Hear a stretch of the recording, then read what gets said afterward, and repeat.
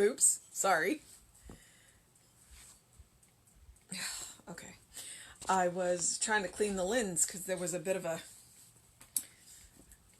And it started the live video. So I'm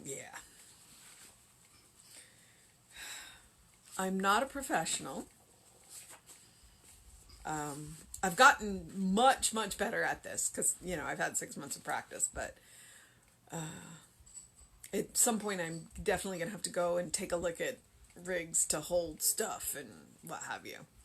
I paid $12 or $13 for the stand that's holding my phone, and it shows occasionally. And it's stacked, my phone, that little thing stacked on, it's sitting on a mouse pad, sitting on a box, sitting on another box, sitting on a couple of books, sitting on a table to get it at the right height so that y'all aren't looking at my nose. Hi. It's been an experience, and I'm going to leave it at that. All right, so it is October 7th. It is Wednesday. Our title is I Consciously Enter into the Presence of Today. Nope, hang on. I consciously enter into God's presence today. That word makes a big difference. All right. The Most High is enthroned in every soul. The Divine Spirit exists at the center of my being. Knowing that the power of God, the wisdom of God, and the love of God are limitless and available to me, today I have no fear. Knowing that the divine power can accomplish anything, and realizing that faith in this divine power draws it forth into my experience. Today I exercise complete confidence in the invisible. I know that the new and wonderful ideas will come into my consciousness today, and that I will be compelled to act upon them intelligently. I am assured of divine guidance. I feel that it will be impossible for me to make any mistake, that even though I should start to move falsely, my movement will be corrected. I feel as though I am being constantly guarded and protected. Since all things are possible to God, which is my true nature, I know that I have discovered the secret of life. I know that I have uncovered an inner spiritual reality that gives power to everything I do. I accept that supreme power is with me at all times. Since this power cannot fail, I will not fail. Since this divine presence cannot be unwhole, my knowledge of my union with it makes me whole. Since this supreme intelligence cannot lack knowledge, I know that I am divinely guided. Since the eternal mind, which dwells within me, is forever at peace, I know that I am led onto pathways of peace. Since God is all there is, I know that I dwell in intimate union with the only presence and the only power that exists. Since God is everywhere, I realize that I consciously enter into God's presence today. Well, for the month of fulfillment, that was a powerhouse. I tell you on a regular basis, this one's my favorite. Well, in this case, for today, this is my favorite. I love this. I probably pick at least one every month and I go, oh, I love this, and I love this, and I love this on multiple levels, so let's talk about them. First off, he starts off with the Most High is enthroned, and you're like, oh God, where's he going with this? But he says, enthroned in every soul. Because a lot of us were raised with that big, white-bearded, white-robed man with the big book sitting on a golden throne looking down at us. And Ernest immediately starts off by saying, the Most High is enthroned in every soul. Not out there, in here. So you don't have to go looking for the divine, because the divine is already within you. The divine spirit exists at the center of my being. That's the place that Reverend Jesse's talking about, where he says the place that nothing's ever been wrong, and nothing ever could be wrong. That's the divine. That is the center of you. That is the true place of you. We're made of God stuff. We're made of divine stuff. But we allow the noise of the material world to cloud what we know. I was watching the talk that I did back in September, or not September, in March. It's been a year. And that was my disclaimer. I'm not telling you anything you don't know. I'm just reminding you of what you already do. And that's what Ernest is saying. It's all there. It's right there within you. It's a matter of remembering that you know it. That's why I like the title today. Knowing that the power of God, the wisdom of God, and the love of God are limitless and available to me. And that's the biggest thing.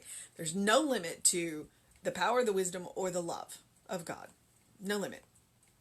But they're also available. They are always available to us. It is just us opening up and accepting them. How big is your cup of acceptance? So today I have no fear because I am in the knowing of the limitlessness of the power and the wisdom and the love. Knowing that the divine power can accomplish anything, everything's possible in God, and realizing that that faith in this divine power draws it forth into my experience. So what is the power of faith? The power of faith is to draw that divine power into our experience. It's like, yes, I know that there is faith. I know that there is divine power, and I know that I have access to it. I have faith. Trust mixed with imagination is what I like to call faith. Trust mixed with imagination. So it is that faith that brings that power into my experience. It's always around me, but I don't necessarily experience it. So how do I experience it? By having faith. Faith that it is within me. I have access to it. You have access to it. I have faith. So it draws it into my experience, into our experience. Today, I exercise complete confidence in the invisible. And that's really asking something. I know that new and wonderful ideas will come into my consciousness today, and that I will be compelled to act upon them intelligently. So, and I love how he says that. He says, no, I'm going to have new and wonderful ideas. And then I'm going to be compelled to act upon those ideas, but intelligently. So I'm not just going to act on those ideas. I'm not going to act foolishly on those ideas. I am going to act intelligently on those ideas. Why not state that fact? This is what I want. One, I want new and amazing ideas, new and wonderful ideas, whatever, adverb you want to use there. But I'm going to act intelligently on them. State it. What you state into law, you will get. So use those qualifiers intelligently. Like intelligently. I am assured of divine guidance. I feel that it will be impossible for me to make any mistake, that even though I should start to move falsely, my movement will be corrected. And that's the amazing thing.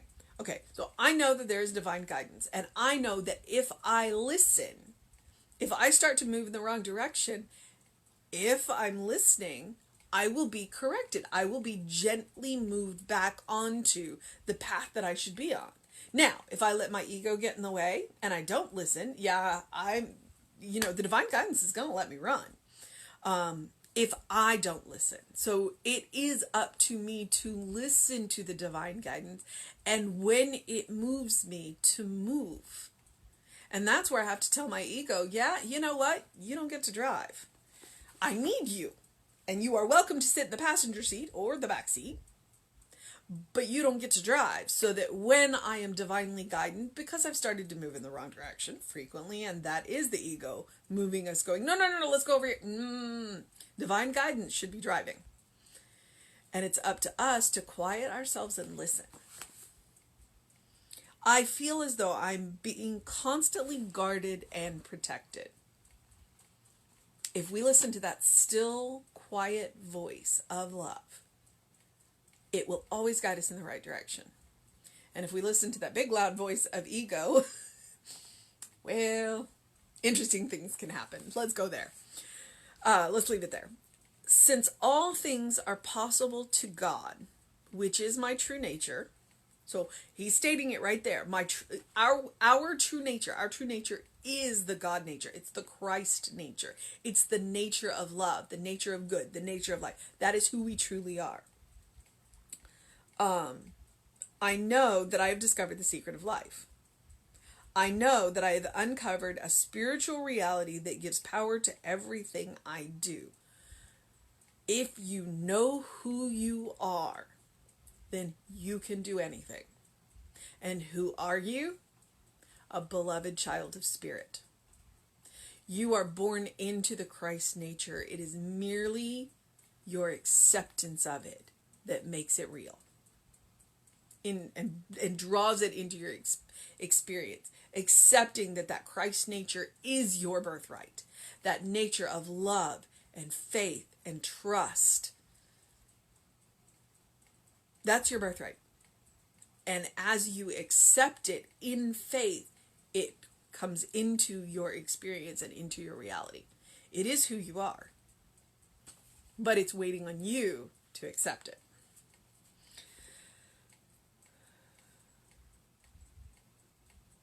I accept that the supreme power is with me at all times. Since this power cannot fail, I will not fail. Okay, exactly.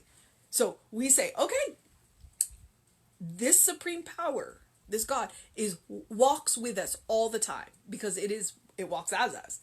And it cannot fail. So if it cannot fail, and I am truly open-hearted, open-souled, listening to this divine, then I cannot fail. Does it mean I might not have setbacks? Does it mean I might not make some mistakes? Does it mean I might not stop? No. The noise of the world and our ego is going to get in our way. And we are going to do that. But we will not fail, because what we will do is when we listen to that still quiet voice, we will pick ourselves up, we will realign ourselves, and we will move back onto the path. So when we make mistakes, when we, and I'm going to use air quotes here, seem to fail, we haven't failed. We are going to make a readjustment and realignment and move back into our path. Since this power cannot fail, we will not fail. Since this divine presence cannot be unwhole, my knowledge of my union with it makes me whole. And that's the secret. That this power, this divine presence is whole. And it's us accepting that we are a part of that divine power. We are a divine spark of that power that makes us whole. It is acceptance. Accepting that this is our nature. This is who we are. Since this supreme intelligence cannot lack knowledge, I know that I am divinely guided. Being willing and open. Since the eternal mind which dwells within me is forever at peace. Emerson says it. Oh, and it just popped out. It's eternity in repose, smiling. It's like the little hiccups that we go through, but over eternity is stretched out in smiling repose. I know that I am led onto pathways of peace. So when I get off the pathways of peace, then I stop and I realign and I listen to that still small voice. And that guides me back into the pathways of peace. So, yeah, I step off the pathway frequently. And then I realign and am guided back onto the path. Since God is all there is, I know that I dwell in intimate union with the only presence and the only power that exists. God is all there is. It's what we say, it's what we teach, it's what we believe. So, we dwell in intimate union with it whether we are aware of it or not. And think how much better our union with it is if we are conscious of it. Since God is everywhere, I realize that I consciously enter into God's presence today. So, that's the mission. That is the mission, should we choose to accept it today, is to consciously enter into God's presence. We are always in God's presence. There is never a time that we are not in God's presence. But to consciously enter into God's presence and accept that gift, that's the mission today. To look in each other's eyes and see God looking back at us.